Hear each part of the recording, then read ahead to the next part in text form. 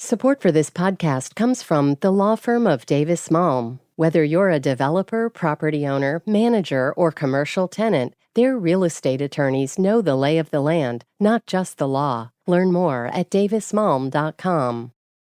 WBUR Podcasts, Boston.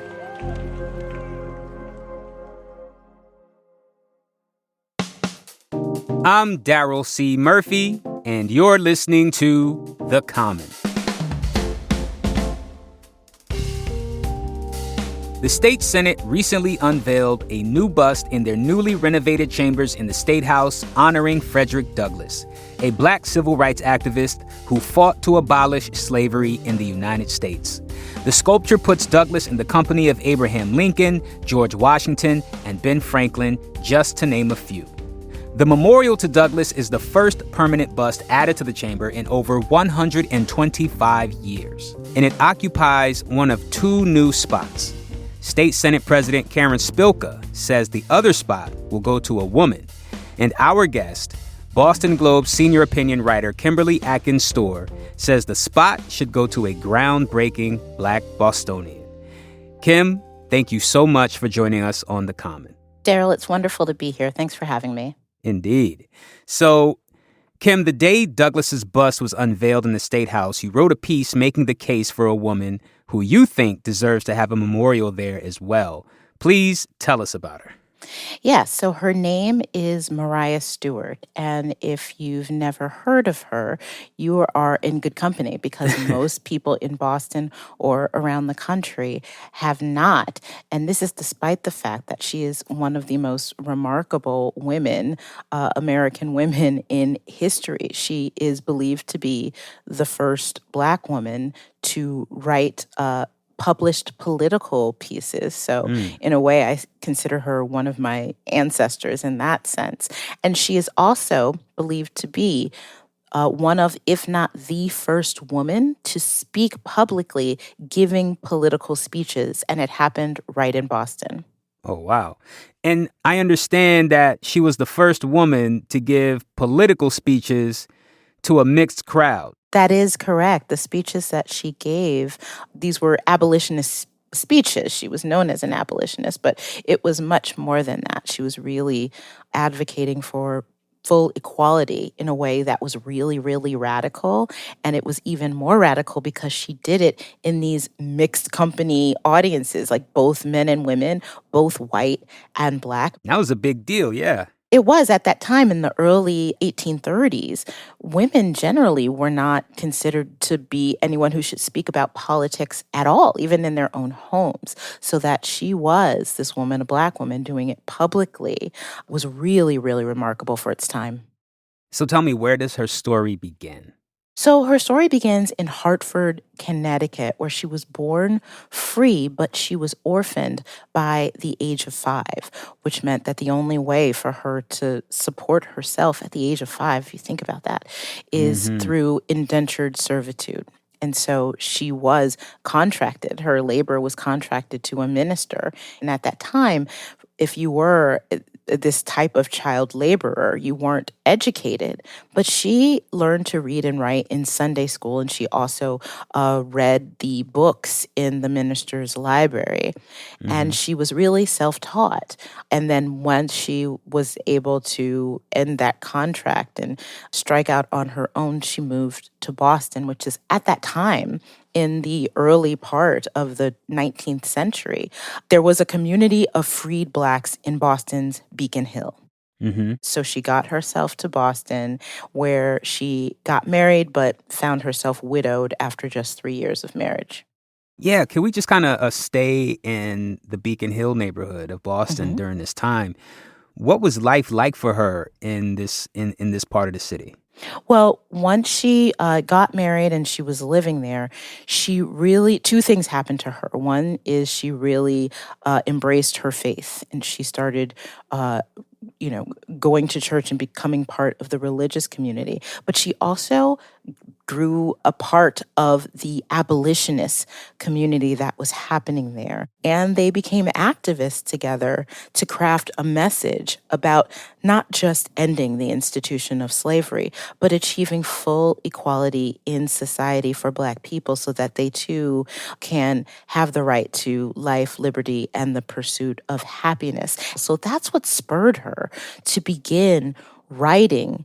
She actually walked into the offices of The Liberator, which was an abolitionist newspaper that was based in Boston, and she gave her writings to William Lloyd Garrison, who was the publisher, and he was white. So imagine this woman who was self-taught, she didn't have a degree from any esteemed institution, but she walked in and told this white publisher, here, I have something to say, and he read it, and he agreed, and he published it.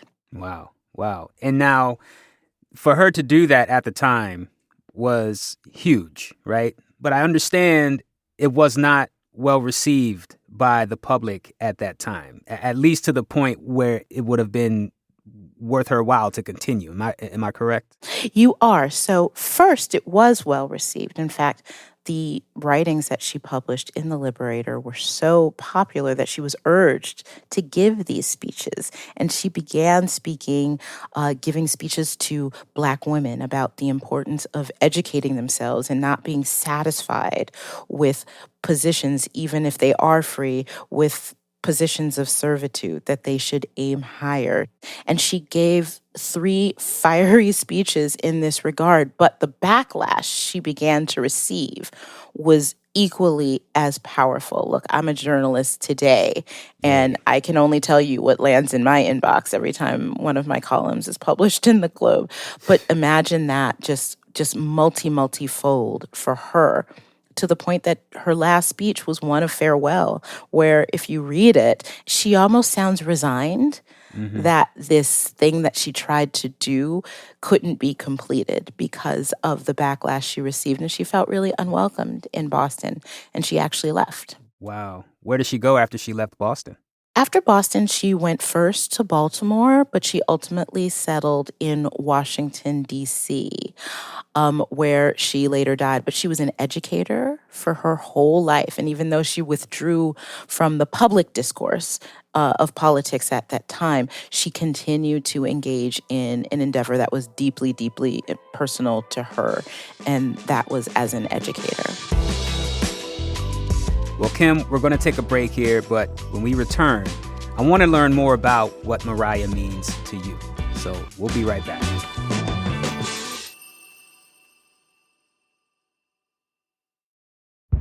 Did you kill Marlene Johnson? I think you're one of the first people to have actually asked.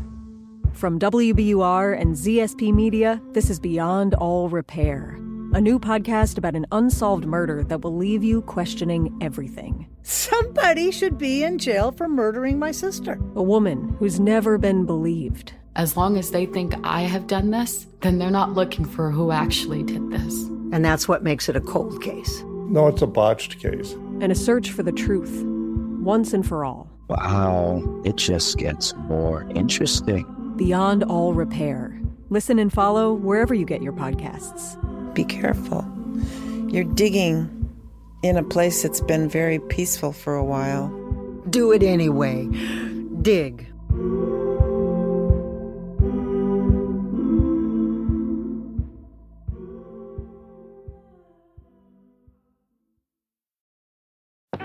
And we're back with Boston Globe senior opinion writer Kimberly Atkins Stewart. So, Kim, how did you learn about Mariah Stewart?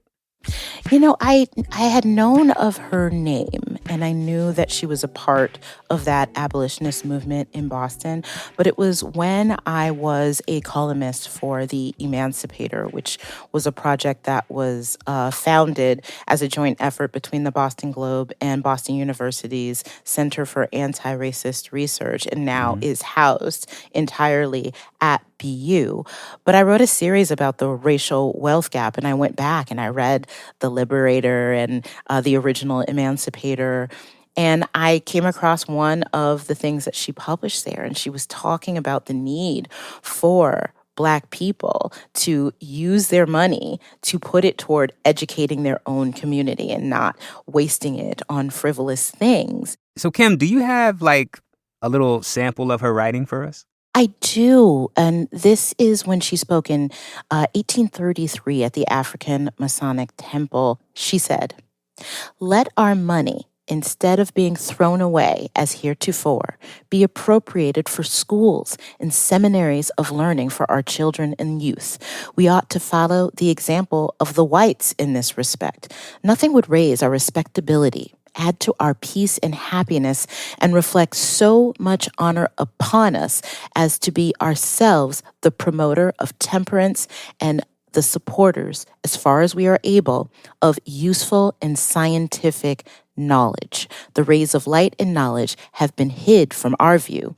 We have been taught to consider ourselves as scarcely superior to the brute creation, and have performed the most laborious part of American drudgery.